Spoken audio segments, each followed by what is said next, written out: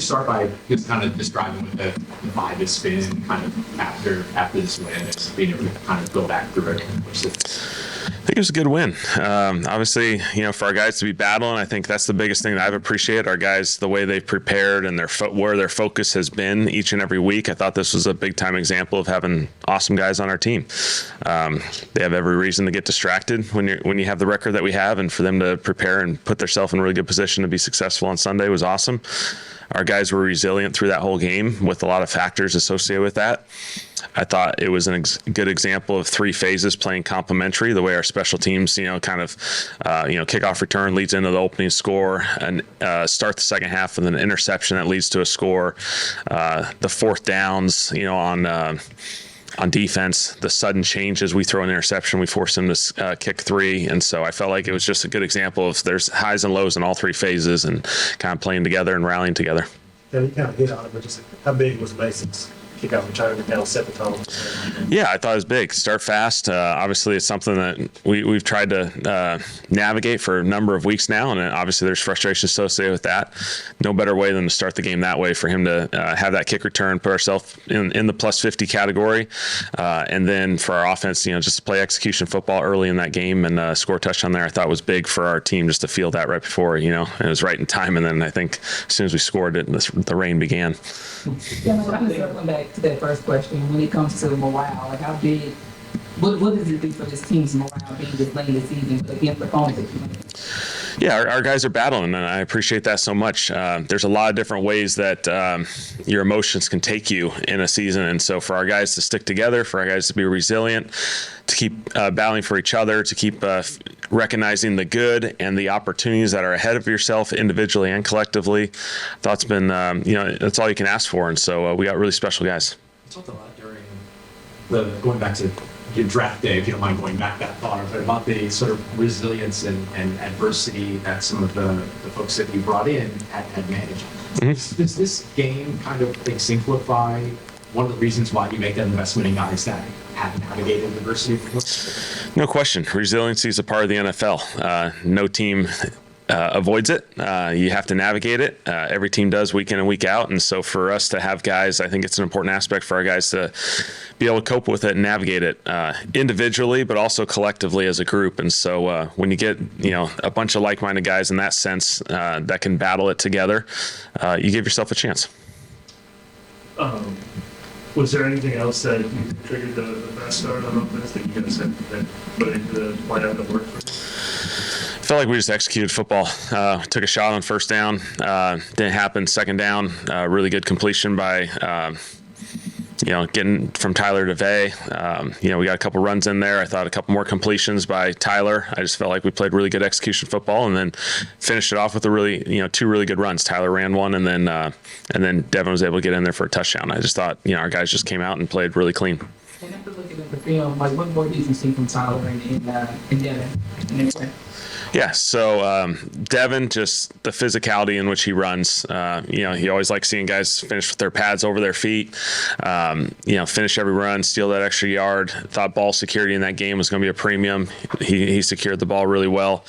Again, another catch and run on a check down that shows up. He has a big time play there late in the game. And then for Tyler, I thought, a good example of resiliency. Really good first drive. We got to navigate some stuff through the second quarter.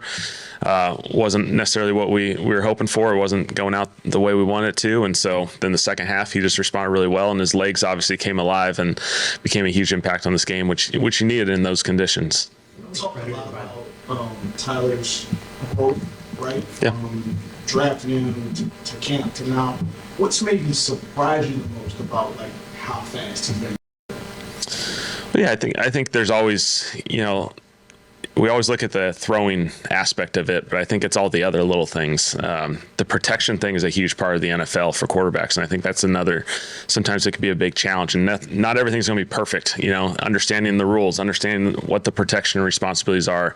Do I have an issue on this particular play?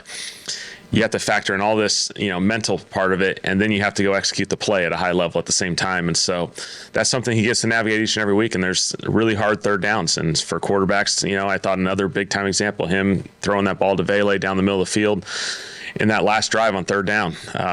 huge play, stepping up in the pocket, he takes a hit. Vele's really physical on the route, catch the contested catch ball.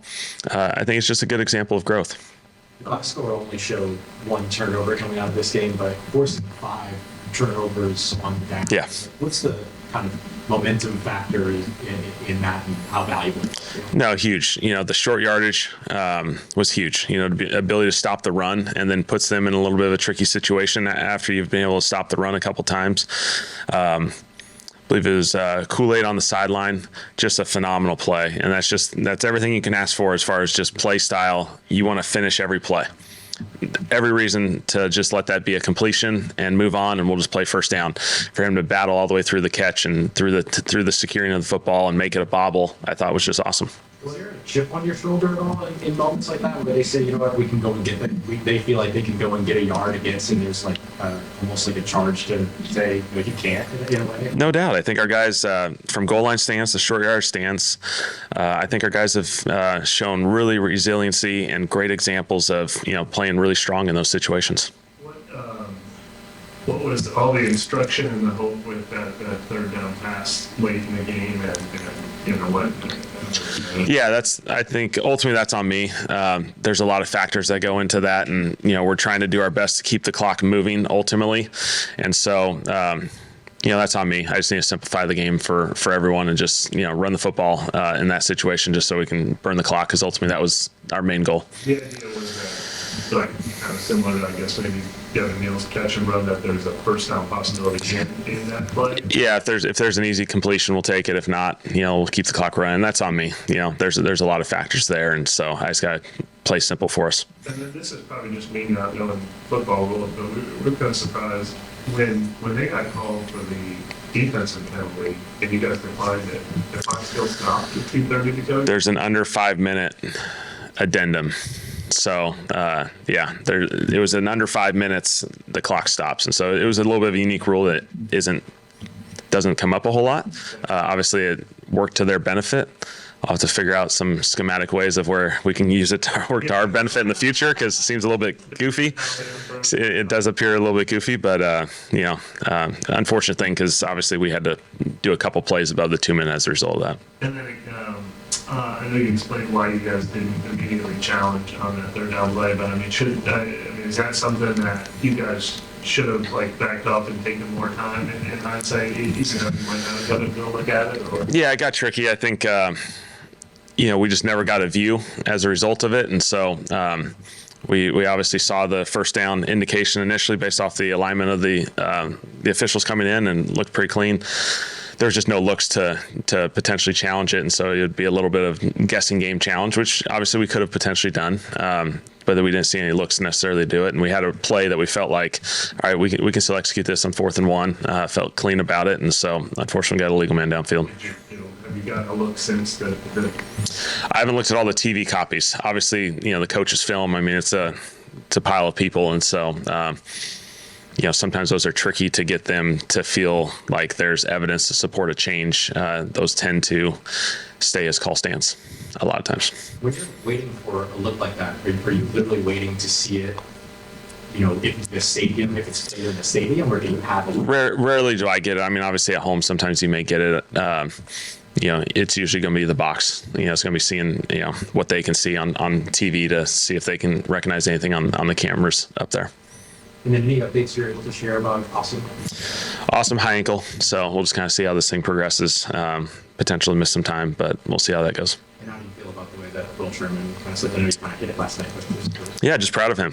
Hop in there, and a guy who's kind of been ready and at any moment, and there's a potential lineup in about every position there for him. And so I thought he hopped in there really well. Yeah, is he a guy that you could plug in if you feel comfortable? He's played interior, so he's played some guard and tackle, and so we see that flexibility in him. When you look at the last 4 games on the schedule, some opportunities to go out and get some wins, how big would that be kind of been strong here in the team? how you finish is obviously really, really important. I think for individuals, for the team collectively, we're creating habits, and we're creating habits every day, and we're creating an environment to be a really successful program. And so you do that by winning football games. Ultimately, that's what cultures are all about. Is ultimately we're trying to win football games, and we got 4 more opportunities to do it. I think our guys are excited about it, doing it together. A couple division games in this mix as well, and so those are always fun. Of the 3 guys who were held out with injuries, Justin Reed, Collie Floyd, and Calvin Kamara, is there anyone that you're hopeful will be back with us on Wednesday? Yeah, we'll see. We'll see with those guys. They're all kind of in a similar path where, we're just going to have to get some work in today, see how it responds. Tomorrow's usually their off day. And so then, you kind of put them in position to see if they can get going on Wednesday. And all 3 will still be, questionable just to see how this thing plays out. With the amount of run game that you guys leaned on yesterday, is that, a lot of people talk about the weather, you're kind of late, but was that kind of the goal going into, was to try to play in that area of the game? You always want to run the football. It can be tricky against Todd. Todd's as good as anyone in this league as far as stopping the run and making it really challenging for you. I just feel like our guys responded really well. It's a really physical game. We needed that type of game to play against those guys, and credit to our guys. When you have successful runs, when you play clean football on first and second down, it allows you to continue to get the rush attempts up. Negative plays, derail you and put you in positions where you can't get the rush attempts up. And so, I thought it was credit to our guys. And it was the first time, I think, since week 3 with double-digit penalties. Just what kind of brought that about it to see how you. Yeah, I think just a lot of details. I look at the offense side. We have 4 on there, in my opinion, all under our control. 3 pre-snap, 1 post-snap. And so we got those. Defensively, we had a couple untimely ones. A tripping, the third down, the potential interception play. But there's an offsides in there. There's a DPI, which obviously are great lessons. In special teams, we had a couple in there. The kickoff, and then a holding. So things that we got to improve on. How do you feel about Charlie moving forward? He was always going to miss a kick at some point, so Yeah. I think it's not like an overreaction. No, I'm not going to overreact to those. Charlie's done plenty good. Obviously, I think this is going to be a great game for him to kind of evaluate and get to take a growth opportunity here, both as a kickoff and obviously a field goal situation. And so he'll respond really well. Do you expect to kind of reopen, or rather not reopen, but continue the competition? We'll get Charlie ready to go, and Cade's getting ready to go as well. And so, but we feel good about Charlie. This is a great opportunity for him. Again, resiliency, facing adversity, perfect. He gets to have a game where he missed one, and he gets to respond the way he needs to. Do you expect him to? Yeah. Yep. What did you like about working with Devin this year? I love Devin. I think he's been awesome. I think just the way he prepares and the way he's always ready to play. I love his energy. I love his juice. I've really enjoyed, I think one of the most impressive aspects of being a young guy is how prepared he is. And again, I think we've talked about this before a little bit. Protections is usually the thing that keeps all these young guys off the field early in their careers as running backs. And that's the least of our problems with him. He is ready to roll in protections. And so it allows him to play a ton more snaps and be prepared to handle all 3 downs every single time. And then when you watch him run the football, I think he's got some deceptiveness to him that, he makes some plays out in space. He kind of wiggles around. And then, again, I just think the way he finishes every run, it just seems like he's always stealing an extra yard. He's stealing a half a foot, whatever it may be. Just all those little yards, though, they all keep adding up. And then, he seems to make these plays late in the games on third downs or check downs that make a play.